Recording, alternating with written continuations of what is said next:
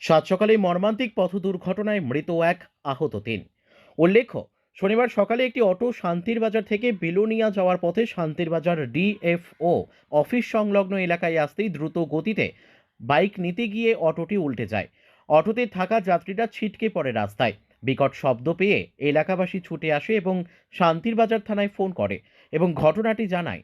সাথে সাথে শান্তির বাজার থানার কর্তব্যরত অফিসার শ্রী রতন সরকার ঘটনাস্থলে ছুটে আসে এবং আহত যাত্রীদের শান্তির বাজার জেলা হাসপাতালে নিয়ে আসে। কিন্তু দুর্ভাগ্যবশত অটোতে থাকা এক যাত্রী ঘটনাস্থলেই প্রাণ হারায়। ওনার নাম পরিমল সরকার, বয়স আনুমানিক 60 বছর, বাড়ির ঈশ্বমুখ মতাই হরিপুর এলাকায়। এছাড়াও আহত হয়েছেন মধুশীল ও জয়দেব বৈদ্য নামের দুই ব্যক্তি। ওনাদের চিকিৎসা চলছে শান্তির বাজার জেলা হাসপাতালে। মৃত ব্যক্তির পরিবারকে খবর দেওয়া হয়েছে। হাসপাতালে ময়না তদন্তের পর দেহটি পরিবারের হাতে তুলে দেওয়া হবে। Bureau report, news daily Bharat.